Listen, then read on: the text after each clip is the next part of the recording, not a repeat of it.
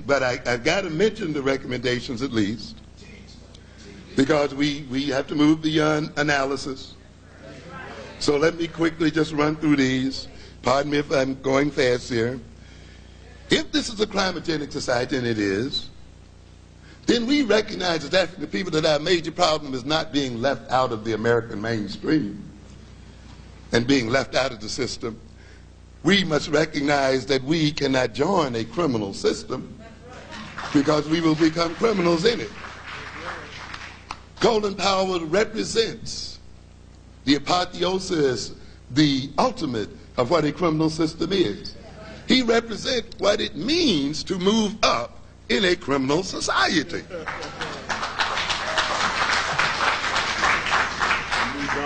In moving into that system and becoming integrated in it and assimilated with it, he must now become allied with this criminality. And if that system then is dependent upon the death and damnation of black people, upon the imperial subordination of black people, then those like Colin Powell that move up in this system must also then engage in the death and damnation of black people as well. We have to keep that in mind. You're not moving up into this system as it is unless you're also moving against the interests of black people. And therefore you have to recognize that the goal of our people in this crimogenic society is to change the very nature of the social system, to tear it apart and to reconstruct it, to bring into being that word that Bush stole from us, a new world order. Our mission is much higher than assimilating into this system. It must be to create a new world. If this climogenic society creates a sense of powerlessness in our children, then we must, as a people, develop and use our power. We must take power and train our youth for taking and expressing power positively. If this system destroys the attitudes of our people through projection and projecting on them criminality, we must inoculate our children against evil white projections by inoculating them with truth and the truth of themselves, inoculating them with self-knowledge. We must inoculate them against projection and the internalization of negative attitudes by getting them into the knowledge and the psychology and the ways of their white enemies, and getting them to have an efficient perception of reality and remove their deceptions. If they are alienated from themselves and are infused by an evil white spirit who is implanted in their minds and bodies to serve the will of its devilish masters, then we must reclaim our African-centered identity, and we must reclaim an African-centered consciousness, and we must learn to love ourselves and love each other and engage in cooperation and communalism. This is how we prevent alienation.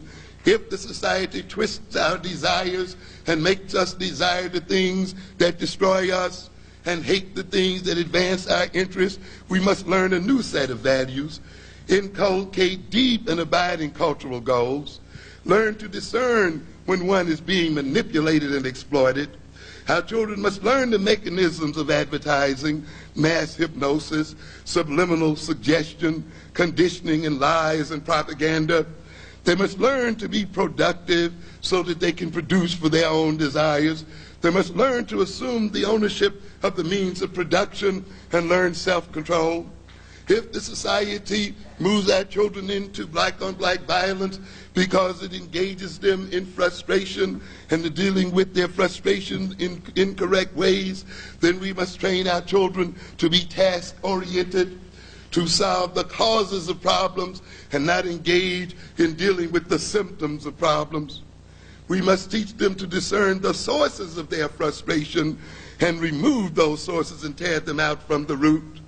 We must teach them how to use their anger and aggressive feelings positively. Every emotion that is in the human mind is there for a positive reason, and they must be used for positive reasons. Anger is a positive emotion if it is used correctly. So is aggression. God did not put anger and aggression in you just for negative purposes alone, but we must be taught how to use those things. We must teach them to be resourceful and how to get around those frustrations, to develop social intelligence, skills, and competence. We must teach them coping strategies for stress. If they displace their anger and use their anger to attack themselves and destroy themselves and to destroy others like themselves, we must get them to know their real enemy. We must get them to recognize that this enemy, this white man, is only a man, that he bleeds and dies like any other man.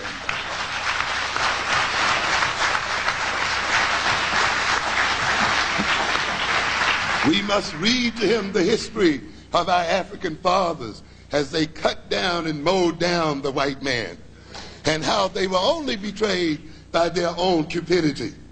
We must have them understand that. Let them read the story of the Egyptians as they cut, the Ethiopians as they cut down the Italian armies, and read the stories of the other Africans as they cut down the white armies. Bush thinks he's gotten away with this little game, but it's not over. It's not over.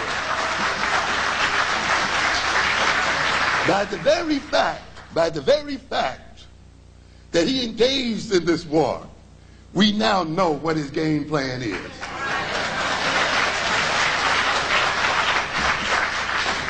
We now know his weaknesses and his strengths.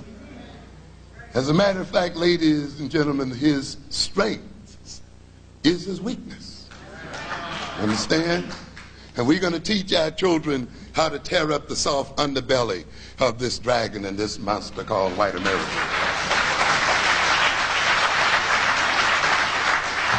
I was down at Tuskegee last weekend, and I saw the Chappie James Aerospace Center. Interesting. But one thing we've learned about this war here is that once we get an Air Force, we are ready. And so we're going to set him up. The only thing that got this man across was he was not resisted in the air. And we will meet him in the air and on the ground.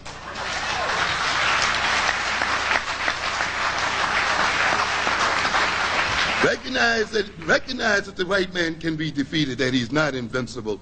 We must teach them that the displacement of anger at self or at others like at ourselves makes matters worse and is self-destructive. If they are having problems with their self-concept, then we must give them great support. We must affirm them and affirm their identity. We must teach them confirmations so that they know how to make positive statements to themselves and affirm themselves. We must teach them how to stop negative thoughts and change the nature of the situation that they are in. If they are engaged in violence and black upon black violence, we must teach them how to resolve conflicts between themselves without destroying themselves. It means then that we have to develop relevant educational programs. We have to develop a parallel school system. We have to make this government, by hook or crook, fund the health care systems of the local and state localities of our people. We must emphasize prevention in the black community, change the lifestyles of our people who are literally eating themselves to death, or whose lifestyles are literally destroying their health.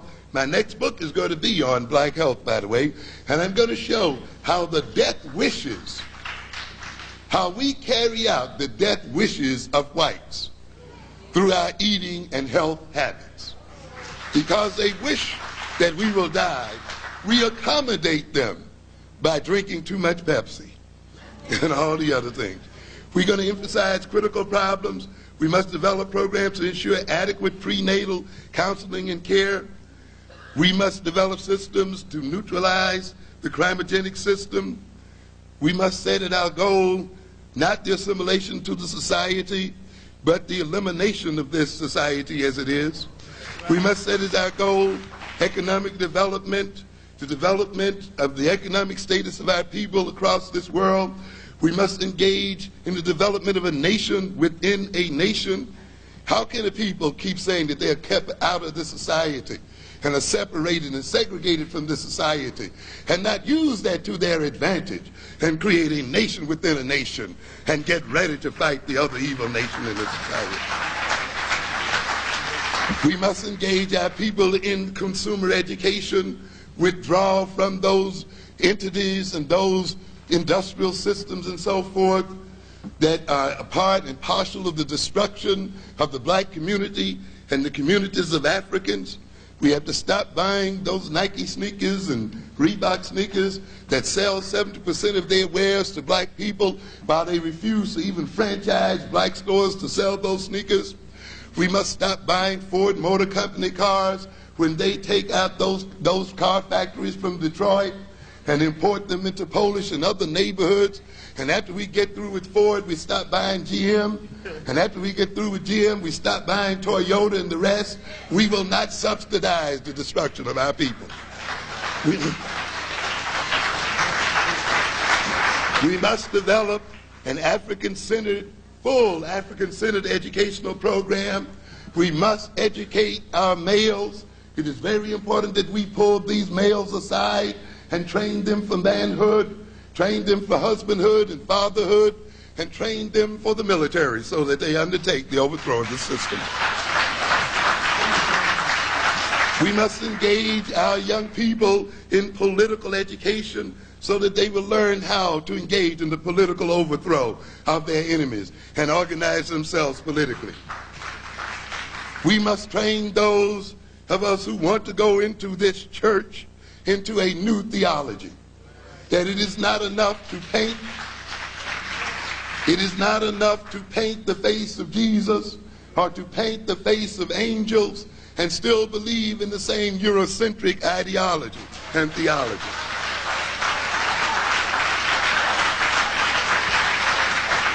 We must go into these prisons and take our men from these prisons.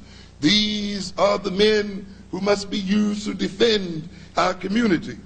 They must be rehabilitated on the lines of an African-centered philosophy and on political lines and military lines so that they can use their aggression now, not against themselves or against the nation of African people, but against the true enemies of African people, the white man. We must develop regional conferences in our nation within a nation and a national congress so that we can coordinate and facilitate the talents of our people who are engaged in various aspects of the political, social, and economic reorganization of this country.